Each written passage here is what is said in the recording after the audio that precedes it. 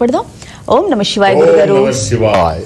ఏం చెప్పుకుందాం ఈ రోజు? ఎప్పటిలాగే ఒక చిన్న కథ చెప్పుకొని కార్యక్రమంలోకి వెళదాం. ఒక ఊర్లో ఒక స్త్రీ చిన్న చిన్న పొలం పనులు చేసుకుంటూ ఉండేది. భర్త కూడా చిన్న చిన్న కూలి పనులు చేసుకుంటూ ఉండేవాడు. పిల్లలు లేరు, కొత్తగా పెళ్ళయింది.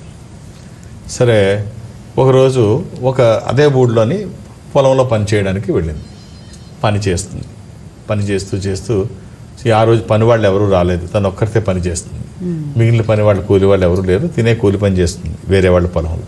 తనకి ఎలాగ వాళ్ళకి ఏమి లేదు. చేస్తుంటే ఎండ పెరుగుతోంది, బాగా ఎండ నడినెత్తి మీదకి వచ్చినప్పటికీ కష్టం అవుతోంది, ఆకలి వేస్తోంది, దాహం వేస్తోంది. అంతే కదా, పని చేస్తుంటే మరి ఇవన్నీ ఉంటాయి. సరే, బాగా ఎండ నెత్తి మీదకి వచ్చినంత బాగా ఆకలి వేస్తుంటే సరే తను తెచ్చుకున్నది తిందాం, అన్నం తిందాం అని చెప్పేసి తన మూటలో ఉన్నది ఇప్పి ఇలా తిందాం అనుకునేటప్పటికి ఒక సాధువు అట్నుంచి వస్తాడు. వచ్చి కాళ్ళు కొంచెం చేతులు అవి వణుకుతూ ఉంటాయి, బాగా బలహీనంగా ఉంటాడు. సో మాట కూడా కష్టంగా వస్తుంది, బాగా నీరసంగా ఉన్నాడు. అమ్మ ఆకలి వేస్తోంది, ఏమైనా ఉందా అని అడుగుతాడు. ఆలోచిస్తుంది, దీనికి ఇచ్చేస్తే ఎలాగా, నేను తెచ్చుకున్నాను అన్నం, ఇప్పుడు నాకు ఆకలి వేస్తుంది, పని చేశాను పొద్దున్నుంచి, విపరీతంగా ఆకలేస్తుంది, నేను తినకుండా ఉంటే ఎలాగా, మళ్ళీ నేను తింటే తప్ప మళ్ళీ పని చేయలేను, మళ్ళీ మధ్యాహ్నం నుంచి పని చేయాలి సాయంత్రం వరకు ఎండలో, నీరసంతో నేను పని ఎలా చేస్తాను నాలోంచి. సరే, అది ఏదైతే అది అయిందిలే అని చెప్పేసి తను తెచ్చుకున్నది మొత్తం సాధువుకి ఇచ్చేస్తుంది. ఆయన ఒక క్షణం ఆకి ఆలోచించకుండా తను ఇచ్చింది మొత్తం తినేస్తాడు. తినేసి మొత్తం అయిన తర్వాత అప్పుడు తీరిగ్గా అంతా మంచినీళ్ళు అయ్యి, నీళ్ళు చల్లటి నీళ్ళు కుండలో నీళ్ళు అవి తాగిన తర్వాత కడుపు నిండా అయిన తర్వాత ఈమె వైపు చూస్తాడు.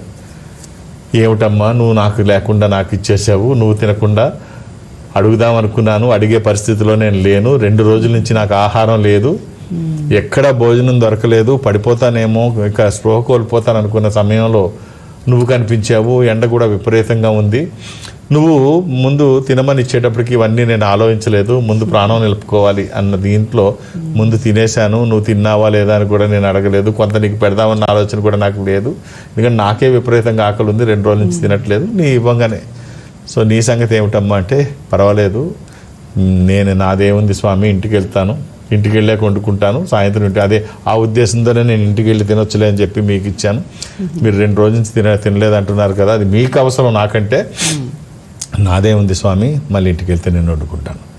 సరే, ఏమీ మాట్లాడకుండా ఒక నిమిషం ఆగి తన జోలిలోంచి చేయి పెట్టి ఒక హారం తీస్తాడు, బంగారపు హారం తీసి, ఇది నీ దగ్గర ఉంచమ్మా అంటే, లేదు పొరపడుతున్నారు, నేను అలాంటి దాన్ని కాదు, నాకు అలాంటి ఊరికే ఉచితంగా వచ్చేవి నాకేం అవసరం లేదు, నేను కష్టపడి పని చేసుకునే వాళ్ళం మేము, మా ఆయన కూడా కష్టపడతాడు, అతను కూడా కూలి పని చేస్తాడు, మాకు ఇంకా పిల్లలు పుట్టలేదు, కొత్తగా పెళ్ళయింది, సో ఇద్దరం కష్టపడి చేసుకుంటాము, మాకు ఇలా ఊరికే వచ్చేది వద్దు స్వామి, మీరేమనుకోవద్దంటే, ఊరికే కాదమ్మా, నాకు మాత్రం ఇది ఏం చేసుకుంటాను, రాజుగారింటికి వెళితే రాణి గారు నాకు కానుకగా ఇది ఇచ్చింది, మేము సర్వసంగ పరిత్యాగులం, అన్నీ త్యజించి వచ్చిన వాళ్ళం, మాకు వీటి ఉపయోగం ఏమీ ఉండదు, తినడానికి ఏదైనా పెడితే తింటాం కానీ మాకు ఇవన్నీ ఏం ఉపయోగపడవమ్మా, ఇది ఉపయోగపడే వాళ్ళకి ఇస్తే అది సార్థకత అవుతుంది, నాకు కాదు ఇది ఉపయోగం, ఇది నీకే ఉపయోగం, కాబట్టి భగవంతుడు సరిగ్గా నీకు ఏది అవసరమో అది నీకు అందజేయమని నన్ను పంపించాడు, నీ మంచితనం చెప్పడం కోసం నాకు ఆకలి నీ ద్వారా తీర్పింపజేశాడు, ఇది అంతా కూడా భగవత్ సంకల్పం అమ్మా, నువ్వు కాదనకు, ఇది తీసుకెళ్ళి. ఈ హారం కనుక తను తీసుకువెళ్తే ఏమవుద్ది, తన దరిద్రం మొత్తం బాద్ది. మహారాణి గారి చేతుల మీదుగా వచ్చిన ఒక విలువైన హారం, రత్నాలు పొదిగిన హారం తన చేతికి వచ్చింది, ఇంటికి వెళ్ళింది హ్యాపీగా. వాళ్ళు ఇక్కడ కట్ చేసి కథ మనకి ఏం చేస్తుంది తెలియజేస్తుందంటే, కష్టంలో ఉన్న వాళ్ళకి సాయం చేయి, అది ఖచ్చితంగా బౌన్స్ బ్యాక్ అయ్యి మళ్ళీ నీకు ఇంతై వటుడింతై అన్నట్టుగా నీకు అది అంతకు అంత పెరిగి ఆ ఫలితం నీకు వస్తుంది. కాబట్టి కష్టంలో ఉన్న వాళ్ళు గుర్తించి అవకాశం ఉంటే సాయం చేసే పని చేయండి. మళ్ళీ నేను అదే చెప్తాను, మీకు ఎప్పుడైనా దైవ దర్శనం కావాలి అనుకుంటే కష్టంలో ఉన్న వాళ్ళకి సాయం చేసి చూడండి, ఆ కళ్ళల్లో మెరిపే దేవుడు. అంతే.